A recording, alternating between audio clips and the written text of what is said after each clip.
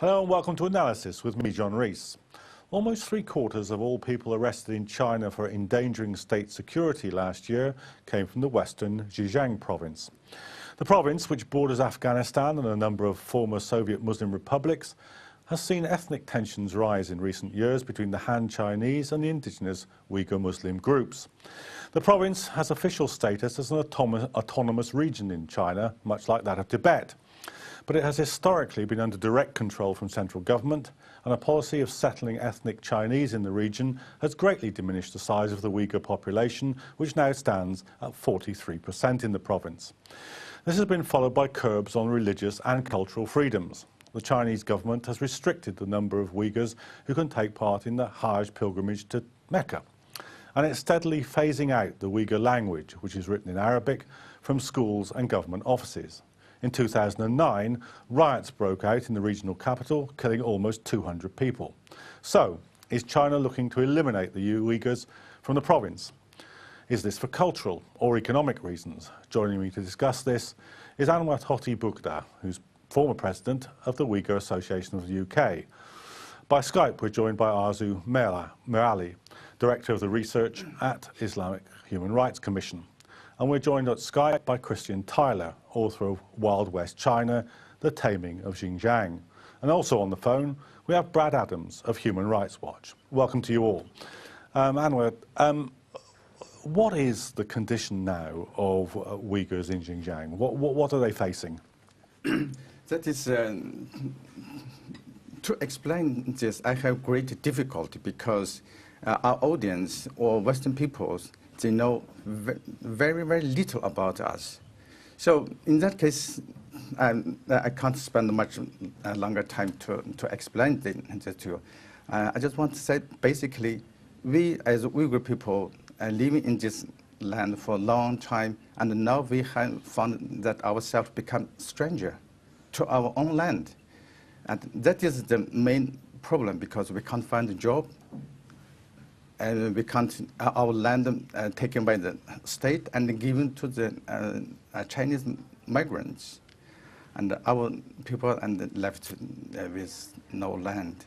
And that is what is happening. We can't survive in our own land. Christian Tyler, I mean, you've looked at the history of the Uyghur people. What's the kind of larger context here? Well, it's instructive to look back at the history of the place, because part of the justification for the present Chinese regime is that this part of Asia has always been under their jurisdiction. It's always really been part of China, much as they say the same of Tibet. But if you look at the history of the place, you'll see that although the Chinese have been there in and out, off and on, for two millennia, their rule in those parts has often been very shaky and very short. It's worth saying also, I think, that with the last, when the region was fully conquered by the Chinese Qing dynasty in 1750s, the rule didn't last all that long. The garrisons who were posted there gradually decayed, and when there were Muslim revolts and so on, they were unable to maintain control. But it's worth noting that in that early period of the Qing rule, that they were very careful, the Han Chinese, they were very careful to respect the religious and sexual and cultural customs of the Uyghurs, not to provoke any unrest with them. And one has to say that in the modern era, and especially in the last 10, 20 years, one has seen an increasing lack of respect, really, for the culture of the native people. And not surprisingly, the number of protests which have turned violent has been on the increase. Brad Adams, so what are you hearing now about that modern situation that Christine Tyler was talking about there, about the increasing attempts to marginalise that community? Well, I think there are parallels with Tibet, and there are separate issues. What's clear is that China has an imperial view of this part of Western, what's now considered to be Western China. One can engage in endless historical discussions about whether this was always part of China, when these regions were independent, which I don't think get people very far. In Tibet, the Dalai Lama has basically said that he accepts the idea of autonomy, and there are people in Xinjiang who don't accept that, and that's not something that I think that Human Rights Watch would take a position on. But the consequence is that the Chinese state is even more punitive in Xinjiang than it is in Tibet. And as one of your previous speakers said, what we know a lot more about Tibet and other parts of China than we know about Xinjiang, partly because of geography and partly because the borders are so very difficult to cross.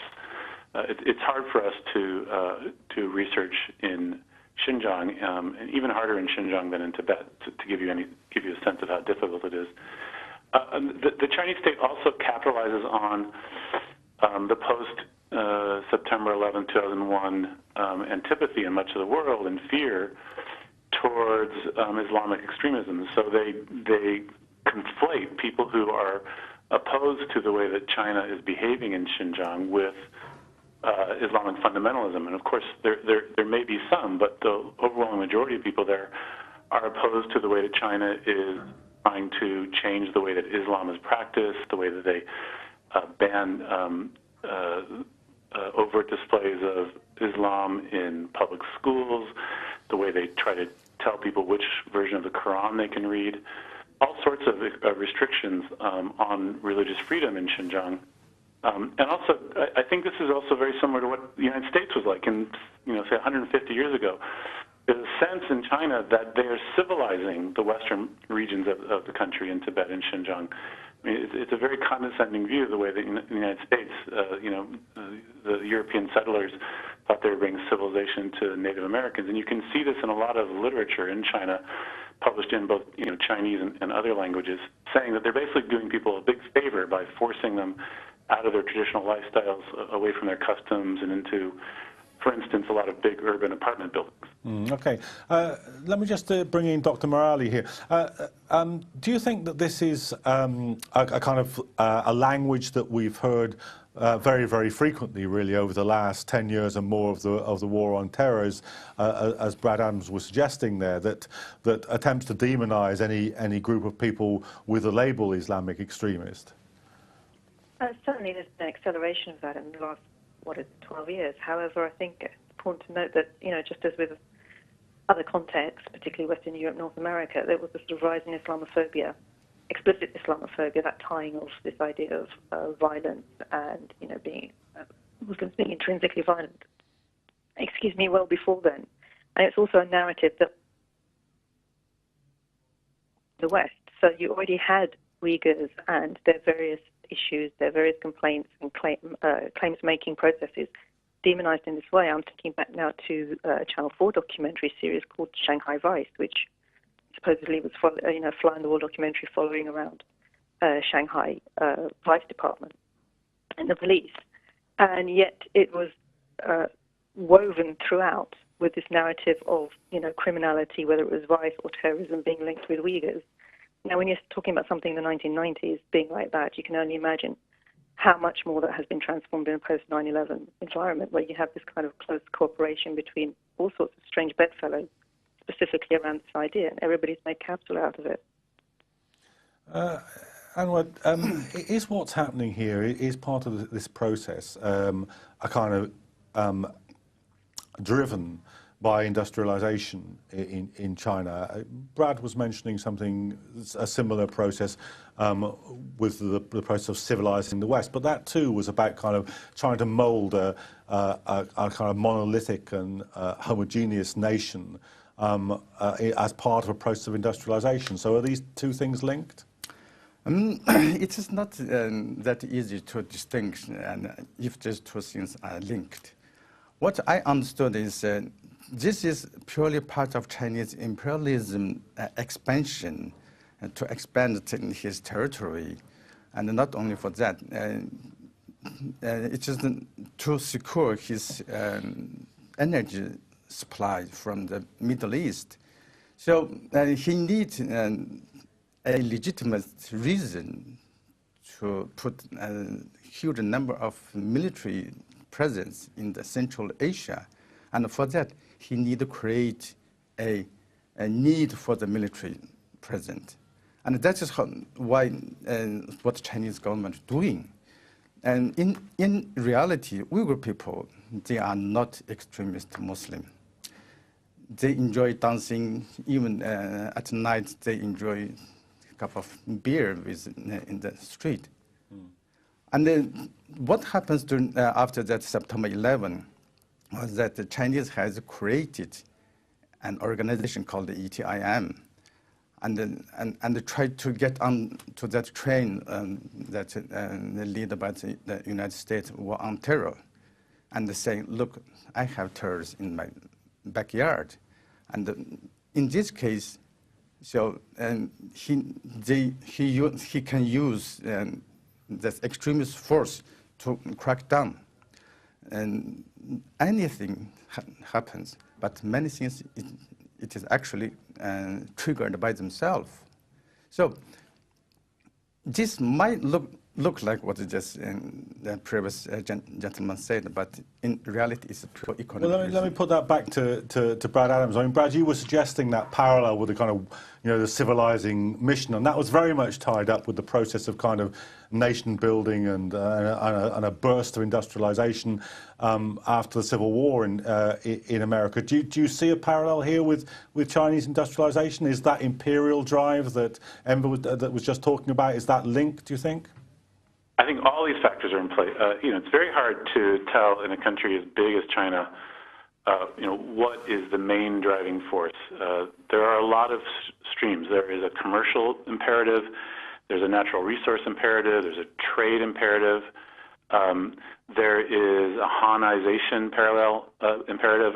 In other words, trying to resettle Han Chinese to the outer regions to make them more Chinese, more loyal, more patriotic to the center. There is the Communist Party ideology of sameness, which is something that we've seen in many communist countries. There is a self-defense imperative for a lot of people in China, which is to build up forces in the periphery to protect the heartland. So it's very hard to say what the driving force is, but all of these things appear in the literature in China, in state-run media, state-run journals, academic journals. But I think that it's been very opportunistic since September 11th, and China has made direct and naked appeals for support for its counterterrorism, for its strike hard policies. We called one of our reports on Xinjiang devastating blows, because that's the term that the party secretary in Xinjiang, Wang Lekan, used in January 2003. He said, Xinjiang will always keep up the intensity of its crackdown on ethnic separatist forces and deal them devastating blows without showing any mercy. And that's basically the view from Beijing transmitted through the party secretary there. They are intensely worried in Beijing about separatism around the country, and they see Xinjiang as one of the places where there's the greatest amount of separatist activity. Okay, well, we're now joined on the phone by Kaiser Abdulrazil, president of the International PEN Uyghur Center. Kaiser, how do you read the causes here, the drive against the Uyghur people in Xinjiang? Yes, this is for my own personal view, of course. What I just think today's situation in Xinjiang is just as our previous speakers mentioned, it's the expansion of the Chinese regime for that other part of the world. We don't think the so-called the Uyghur Autonomous Region is a part of China. This is occupation. So under occupation, they're controlling with that regime by central government of Beijing. All things, the uprising is happening in today in the Uyghur Autonomous Region is because of the hard pressure from the central government.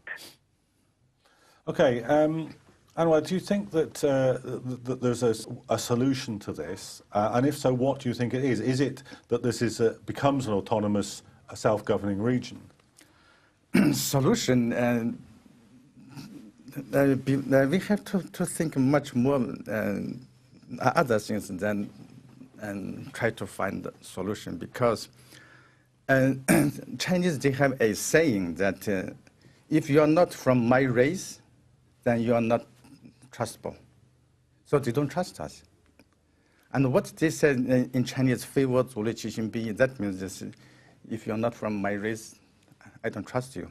That is what basically Chinese want to say is that this land was occupied by Qing dynasty. And what we say is Qing dynasty is Manchurian. You Chinese, you yourself also was under occupation. So there's no legitimate right for you to inherit that what that Manchurian occupied. So we deny this. And during my more than a decade campaign on this Uyghur course, I found that many Chinese scholars and the Chinese people, they don't know actually what we want. And we, on the other hand, many Uyghur people, sometimes they are barking on the wrong tree. They think that central government policy is good, but there's local cadres, local officers, they are doing things wrong. But what I'm trying here is try to bring those people come together, talk. Let us talk.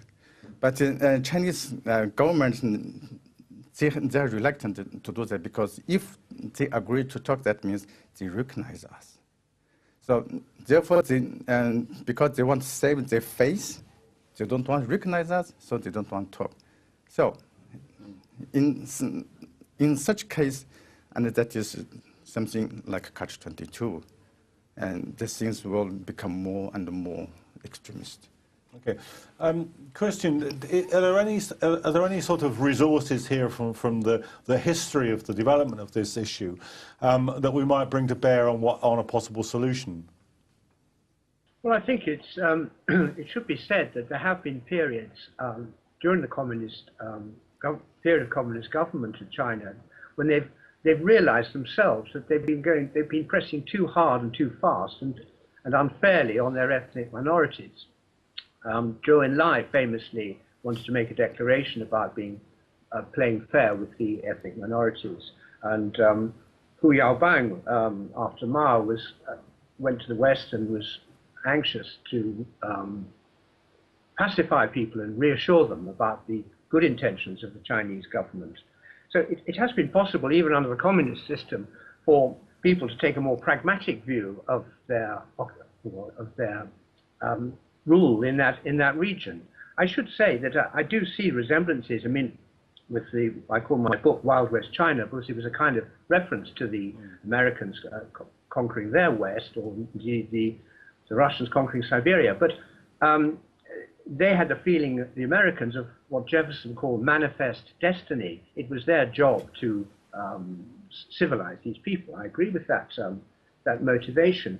But I think one has to, one of the most important issues now is that in China as a whole, as you know, they're trying to grant economic freedoms and the opportunity to make money in return for political acceptance. You can earn what you like, but you can't say what you like. And in the West, of course, which is traditionally much poorer than the East, they've wanted to show that they're trying to even the balance by developing the West. The trouble is that, and they're hoping, of course, that people will enjoy the flats and the hot and cold running water and the things that they're getting. But the trouble is that they're not, the benefits of this industrialization or modernization are not really reaching the Uyghur people. Most of the natural resources are destined to go out of the region back to inner China. And it's this feeling that it's their resources that the government wants, and not fairness, that's behind a lot of the very bad feelings between the two communities. So, Christian, I mean, you and Brad and in the discussion here in the studio, we've raised this parallel now a number of times with the American West, but in some ways, that's an unhappy ending for the Native Americans. Do you think this is a similarly unhappy ending looming before the Uyghur people? No, I don't think so. I think if things carried on as they are, it's hard to say what will happen. But I think at the rate we're going, there'll be a lot of destruction of the fabric of Uyghur life. I mean, Kashgar city is already turning quite rapidly into a Chinese city, and the old ancient Muslim city is disappearing. But I don't think the people are going to be removed or obliterated in the way the Red Indians were wiped out. No, of course not. And I also think that there will come a moment, not very far ahead, when the Chinese government, the rulers, the Politburo, will recognize that they have to institute genuine rule of law. That means human rights, and that from those human rights, political rights will be established. And questions of autonomy or what kind of relationship Xinjiang or Tibet have with China will to some extent be marginalized. Okay, well, let me just put that point to Kaiser, because it doesn't look as if it's moving that way at the moment. I mean, there's flagpoles with the Chinese flag being stuck up outside the mosques in the province. That's not indication of a mindset that any degree of autonomy is going to come along real soon, is it? Kaiser, can you hear me? Hello, you asking me? Well, let me put that point to you, because I think we've lost the contact there. I mean, that's a pretty provocative thing to do, isn't it? Stick up a flagpole with the Chinese flag in front of the mosque. As I said, because Chinese Communist Party, they are made up by Chinese people.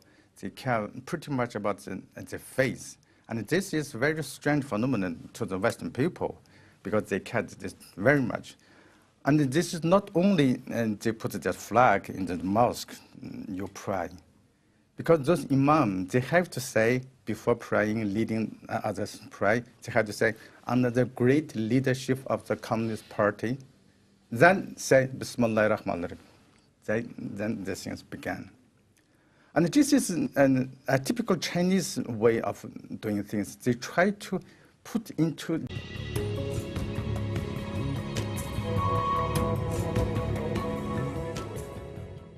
Welcome back to Analysis, where we've been discussing the persecution of the Uyghur community in Western China. In a recent business trip to China, the UK Prime Minister David Cameron downplayed the issue as human rights groups urged him to take it up when he met the Chinese president. So is there anything more that the international community could be doing to highlight the concerns about China's actions in the region? Remaining with me to discuss this are Anwar Toti-Bugda, former president of the UK Uyghur Association, and by phone we're joined by Brad Adams. So, Anwar, do you think that this is something that Cameron should have focused on when he met the Chinese leader? This is quite a difficult thing to do, because David Cameron, he has to care about there's 60 million of British people and the economy, the pocket. So that's why they want to go to China to do business with the Chinese. And he might gain the political vote for the future. But if we look at these things, what happened that in a period to Second World War, that Western countries, they allowed the Hitler to behave. And what happened was he brought whole Europe into war, not whole world into war. Well, that's a powerful analogy. Just let me put it to Brad Adams. How much is this just straightforward? The Chinese have got the money and Cameron isn't interested in doing anything that stops him getting his hands on it? There's no doubt that that's what happened on the last trip. George Osborne went before him, the Chancellor, and he was on message the whole time, downplaying any problems between the two countries. And Cameron clearly made a commitment to the Chinese before he went that he wouldn't be raising difficult issues. It's pretty ironic because he had just done exactly that in Sri Lanka at the Commonwealth Summit, and he deserves credit for that, where he raised the problem of the Sri Lankan army having killed as many as 40,000 civilians at the end of the war in 2009. And it does point out the fact that Britain and much of the rest of the world have different foreign policies for great powers and small countries. And the sad thing, and I think the confusion really is that China needs the rest of the world as much as the world needs China. And if China doesn't have a market, its economy tanks. All its cheap exports are of no value if they can't get to markets. And so the British government, the French, the Germans, the Americans, you name it, they have cards to play here, but they seem to be captured by different trade interests. So it becomes more important to them to sell Boeings and Airbuses on a particular trip and be able to announce 1,000 new jobs, 500 new jobs back home than it is to address the needs of millions of Uyghurs or millions of Tibetans in China who are. Well, just let me ask you about Tibet, because Cameron has said a little bit about this, and that made the Chinese pretty fed up with him for a while. And do you think that the silence here is that, oh, we did this once, we got our wrist slapped and we're not doing it again? Yeah, Gordon Brown also met with the Dalai Lama. He tried to be cute when he was prime minister. He met him at Lambeth Palace instead of at Downing Street. That made the Chinese no less angry. And the reality, if you look at this over as long as I've been following this, which is longer than the average government, they come in and they learn these lessons anew, every government. They think if they're nice to the Chinese government, if they make personal friendships, relationships, if they don't talk about Uyghurs or Tibetans or meet the Dalai Lama, that things will be fine. And they also think that they will suffer if they do. But the reality is that Chinese base their relationships with other countries on cold, hard empirical facts. If they want to make a business deal because they need Rolls-Royce engines for their airplanes, they're going to do it. And all the talk about penalizing David Cameron was really phony. Nothing bad happened to Britain, just like nothing bad happened to Angela Merkel a few years ago when she met the Dalai Lama, and the Chinese said they weren't going to trade with Germany. In fact, Germany is China's biggest trade partner in Europe. So, I mean, funnily enough, for a Tory government, they ought to be a bit more hard-headed about the business and assume that they can then say some things that they ought to say politically. I think if they have things the Chinese want, business will continue. Britain doesn't manufacture a lot, and the Chinese have certain gaps in their manufacturing base, and they need to import things. That's one of the reasons why the Germans do so well. It's not because Cameron met the Dalai Lama or raised human rights that they haven't been selling as much. It's because they haven't got that much to sell. Anwar, do you think that also part of the equation is this, that there has been a prolonged campaign about Tibet, that is to a certain degree in people's consciousness? Do you think there's a battle here to make the plight of the Uyghur people at least as well known as the situation in Tibet? This Western perspective on this issue is quite different from what we are thinking about this. And as I mentioned, that a Chinese Communist Party, there's no difference with that Nazi regime during the Second World War. And the Chinese Communist Party actually is having a ruling crisis of his own power. And there's so many uprisings inside China, 100,000 per year. And then what they are doing is try to show the Chinese people that, see, we have a lot of friends. See, when the David Cameron visited China, on Chinese media, you can see that the Chinese people, they say, look, David Cameron, Great British Empire is begging us now. That is the Chinese way of thinking. And what this brings to the people living in China, regardless Uyghur, Tibetan, or Han Chinese, or Mongolian, that and the message to them is that the Chinese Communist Party or Communist government going to stay, because this Western action actually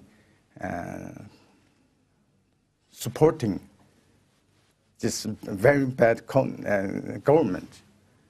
And this is what we think.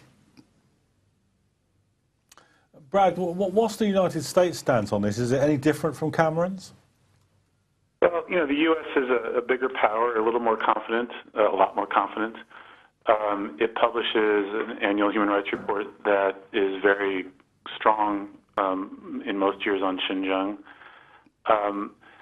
But in bilateral diplomacy, human rights issues have moved down the pecking order below trade issues. And actually for the U.S., it's not so much trade as getting China on board on things like Syria and North Korea. In the past, it was in Burma. and basically doing high-level geopolitical diplomacy. And so, unfortunately, the Uyghurs have not had a fair hearing in Washington, D.C. for many years, except among some in Congress. And that seems unlikely to change because the problem facing all of us as human rights activists is that the West is going through tough economic times, and so they're prioritizing commerce. And as I say, if there are outstanding international issues like Syria that are burning, they want Chinese cooperation, and they tend not to want to antagonize the Chinese. And didn't 20 Uyghurs end up in Guantanamo Bay? Is that in any way a part of this discussion? Well, the United States has said that they will not send back any Uyghurs to China because they know that they will be persecuted. They've been trying for years to find a home, and as you may recall that some were sent to Albania as a way out of the problem. So no, that's not a big bilateral issue between the two countries. It's worth noting that Pakistan has, over the years, sent many Uyghurs back to their deaths in China. A number of people who've been arrested in Pakistan have been executed in China. Many have been given long prison terms. And that is purely for financial reasons. The Pakistani government has basically sold a lot of Uyghurs to their deaths to get increased aid and trade from the Chinese. Anwar, you mentioned when you were speaking before the 100,000, I think you said, protests inside China itself. Is there any attempt to make contact with those that are protesting against the Chinese government in China and to make common cause over the issues that are affecting the Uyghurs?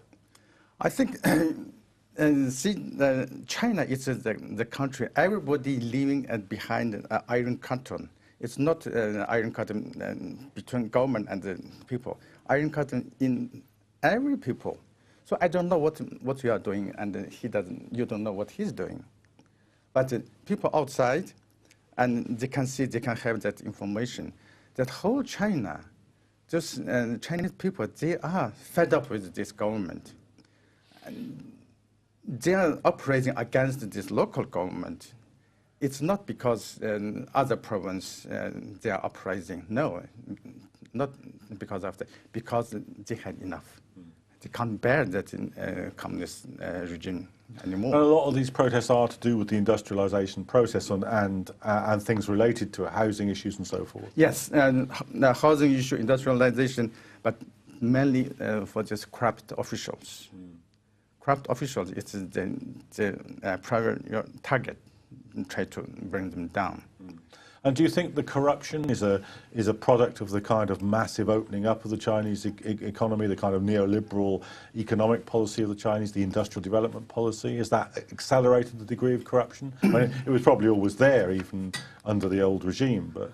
A Communist Party, it is a dictatorship party, and then the Communist regime is a dictatorship regime. Therefore, your power is not under civilians. Nobody can say anything to you. And then this has actually built up the infrastructure for the corruption. Then when the things starting, that economy developing, when they sell money, the money will automatically come into the pocket. I think that is two reasons. One is they had this the system already, and for them, and then when the money started, and it just made it worse. Make it worse, yes. What in terms of how they're now attempting to marginalise the Uyghur people? What is it that's happening? We mentioned it in the introduction, but can you tell us some more about what's happening with the marginalisation of the language? Again, this will come to that term that Chinese face problem. Because they think if you don't speak the language I speak, that's wrong. That is their mentality. If you don't believe what I'm believing, it's wrong. Yeah, but the British government has pretty much the same view, actually. So, because they are feeling very uneasy when they don't understand what you are talking about. For example, me, when I'm back home, and I was a surgeon, and in the hospital, we have 12 doctors in the same department, only one Uyghur.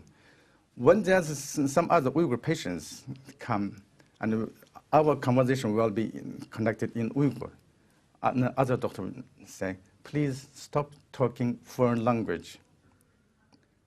And I said, sorry, the language I'm talking, it is part of a great national of China language. You don't understand, that is your problem. But this is pretty much because they think when you are talking in different language, they think you are talking about him. And in the province, when Uyghur children go to school, they're educated in Uyghur, and this is changing? This is changing since 10 years ago. And it was changing since I was a child. But by then, at least we had a choice. But my mom decided to send me to the Chinese school. So I studied Chinese from kindergarten. So my Chinese is much better than my Uyghur. But now... And is that typical? Are most Uyghurs bilingual? Bilingual only existed in Uyghur. But in Chinese policy, it said everybody working in Xinjiang has to be bilingual. But that is not happening because Chinese people, they just don't bother to learn that language. So the Chinese don't learn Uyghur, no. but most Uyghurs learn Chinese. Has to learn. And before they had choice, now they don't have choice. You must learn this Chinese language. And when Uyghurs apply for a job, what happens there? Is it possible to have a bilingual application form? Can they apply in their own language? What degree of discrimination is in people's jobs? I give you one example. Uyghur people, they have their own Uyghur traditional medicine. That is carried on by the Uyghur culture, Uyghur language. And there's a man in the city of Hotan. He was running his clinic, Uyghur traditional medicine clinic, is based on the herbs and some bones. And last year, the central government said they are going to standardize just all the certificate things. So everybody who's practicing Chinese traditional medicine or any kind of alternative or Western medicine, you have to have a certificate. So this man, he's practiced all his life in Uyghur language. And this medicine only exists, the textbooks only exist in Uyghur language, but he has to take Chinese test. And he of course failed, and his clinic being closed. Well, what are the forms of opposition now among the Uyghurs? Is there an organisation that's resisting what's happening? Is there a figure emerging like the Dalai Lama?